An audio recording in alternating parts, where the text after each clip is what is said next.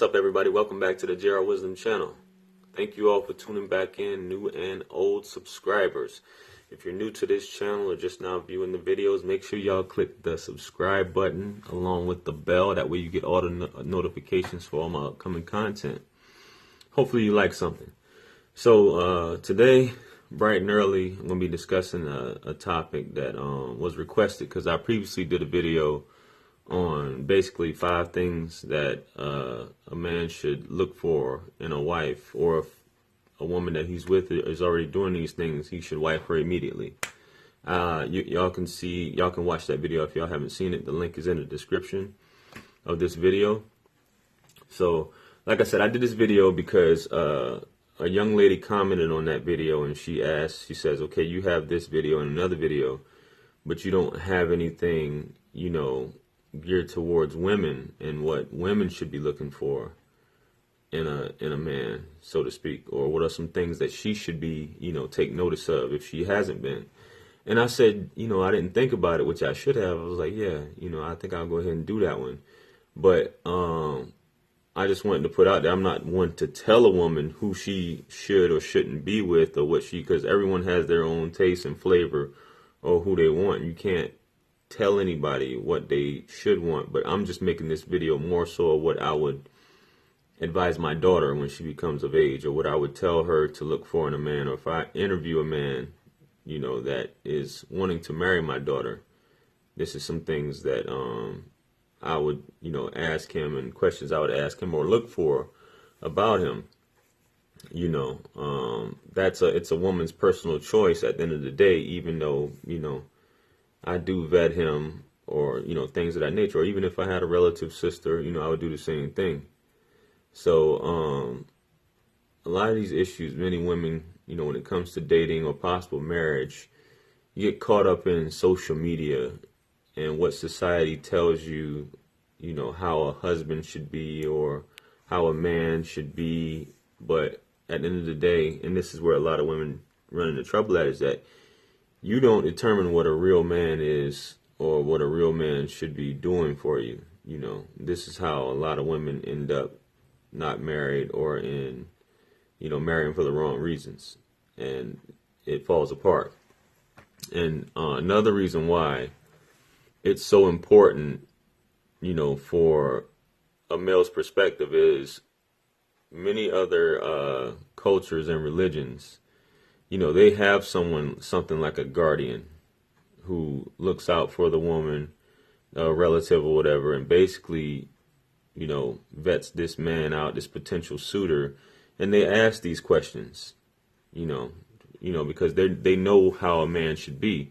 We used, in the U.S. or Western world, we used to do a lot of this back in the courting stage, when many of the fathers were in the home or present in the lives of many of these girls, these women. They would ask these guys, you take a religion like Islam, they have a guardian who basically vets the guy out, and basically if the guy fits all the criteria, then the guy moves forward. But it's ultimately the woman's decision whether she wants to marry this guy or not. He's just there to say, hey, this guy isn't about anything, or this guy doesn't even meet the basic criteria to marry you. And we've gotten away from a lot of that because of the glamour and vanity and social media and all this other stuff. So without further ado, I've compiled a list of 5, just like the other 5. Even though I only think personally 3 are detrimental, and many of you women are probably saying, well, how come you required 5 for a man? I mean, when a man is in search for a woman, but when a woman's in search for a man, how come there's not 5? Well, the reason why that is, and you can call me whatever you want to call me, but this is just my opinion, and obviously you're watching this video, so you want to hear. So, as I always say, men and women they're equal, but they're different, right? Men are the custodians of women. And I'll explain by saying they are the custodians of women. They're responsible for taking care of women, making sure they're safe, making sure that they're properly cared for, They're the protectors and the guardians of women. So that's why I only put 3 as opposed to 5. But I did add an extra 2 on there, which I think could go within the other. So without further ado, the first thing is that the man provides for you and yours. And when I say provides, that's shelter, i.e. house, apartment. He has a place for you to stay. He's not trying to stay with you. He has a place to stay that is sufficient for you and yours, i.e. you and, your children, or if you guys have children together, he has adequate space for that. Or if y'all come to an agreement as far as your parents or whatever, but you're the wife. He's married into the family, but he's not marrying the family. So he has a place for you guys to stay. He provides food. He provides, the necessities for this house to be ran. He takes care of the home as far as the structure, the upkeep, the maintenance. He's responsible for that. He provides clothing for you. And I'm going to get into all this other stuff about vanity, whether you saying, well, he needs to buy me, X amount of heels, and I need to have diamond watches and necklaces and all this other BS that isn't really worth anything after you buy it. That's the butter. It's basically liabilities at the end of the day. Clothing obviously is necessary. If he meets all of those and he does all of that, then that's definitely number 1 on the list right there. He has to be that provider. Bottom line, provides for you and yours if you already have children, like I said. Next thing is he respects you and yours.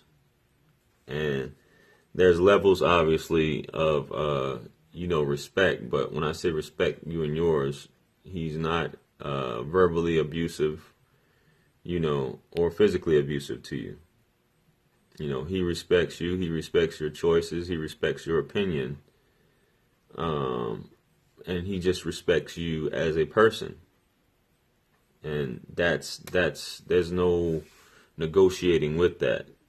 A lot of times, many women aren't, based upon the position that they're in, or they've been with a person after a certain amount of time, they might not even know they're being disrespected.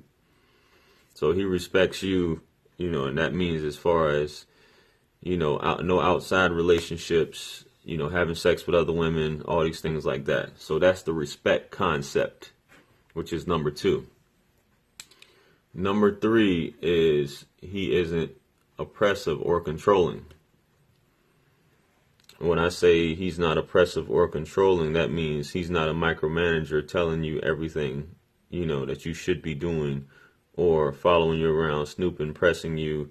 He allows you to own your own things, own your own property. He allows you to work, be equal to him as an individual. But if you want to take, and this is within the confines of respect to him as well, within the marriage, and what's respectful to him, which that's where the understanding and communication comes in. Because if you think a man who's telling you, or who his desires is, he doesn't want you wearing certain things, showing your body off to a certain extent, that's disrespectful to him, that he believes is disrespectful, but you see it as controlling, then that's where the communication comes in at. So this is within the confines of the relationship, of what is determined in your partner's eye as far as what is disrespectful. I mean, not disrespectful, but as far as what is really considered controlling. Your clothing, you want to show more skin, but he's not comfortable with that. That's another thing. But as far as basically saying you're not leaving this house, you're not getting a job, you're not going to do anything. I don't want you on the phone talking to anyone. I don't want you being educated. I don't want you doing anything like that and controlling your every move. And you know what I mean by that. That's completely different. You should be free because you're not anyone's property, but you are a union with this person. So this person is your mate. So those are things, that respect part comes in there. Now, those are the basic 3 as far as in a relationship with me. I added 2 others, which, like I said, these two others go hand in hand. The other two is I'll just get into them because it's kind of like one of them is a definite that goes into the respect part, but we'll talk about that. The next one I had was a man that's attentive. And when I say attentive, that means he's attentive to his wife's wants and needs. This is outside of vanity, outside of your vanity needs and things like that. He's attentive to your emotional needs. And some men, and this is where communication comes in, because some men might not be able to recognize a lot of these things. So don't expect a man to know everything as far as your emotional needs. But he's attentive when there is communication. If you breach the topic to him or bring it up to him, he is attentive to it. These other things, like he's supportive, he should be supportive of you as his wife. He should be motivational to you as his wife. But those are like, I see that motivational stuff and whatnot as possibly extra. But he should be supportive, complimenting you, things like that. That's a part of, the lovey-dovey thing. I don't think you would even, if a man wasn't complimenting you, I don't even know why you would be dating him or having him as a potential suitor if he doesn't compliment you. So that's why I kind of like didn't want to put that one in there. But being attentive, once you bring something to his attention that he's aware of, that he addresses it in a matter that pleases you, or that is basically constructive, at the end of the day, something that is constructive to that point. The last thing that I want to talk about, and like I said, I didn't want to make this video this long, is that this man is a protector. He protects you, he protects the family, and this means protecting the family financially, protecting the family from harm from the outside, protecting the family from failure, from financial hardship, and just keeping the family together. He has to be an all-around protector. He has to protect his woman from falling into despair, protect his children from those things on the outside, protect himself and his family as well as the property. So he definitely has to be a protector in my eyes. And if he fits all of those things, especially those first three I discussed, like I said, protection goes in with, could go in with a lot of these, but definitely those first three things, then by all means, he is marriage material in my estimation. All those other bonuses, like him being handsome, him having six-pack, him having long hair or dreads and, big muscles, arms, having a fat bank account, his sexual performance is incredible, which not saying it's not important. He's a good listener, supportive, motivational. Those are great. Like I said, those first three, I believe, are essential. Not to say that all five aren't important, but definitely those top five. If he meets those top five, then by all means, there's no issue on my part, So those are things that definitely, ladies, you should look out for. Feel free to check my other video out. The link is in the description about 5 things that a man should be looking for in a woman. For you fellas, you checking this out, these are some things you can check yourself. I can obviously take my own advice by checking this as well. Make sure if you like this content so far and you stuck with me, make sure you like the video, subscribe, share as well.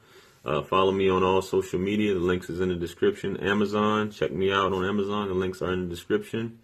Throw a couple coins in the well of wisdom. Email me if you got any topics you'd like me to discuss or cover, or if you'd like to do a hangout shortly. And,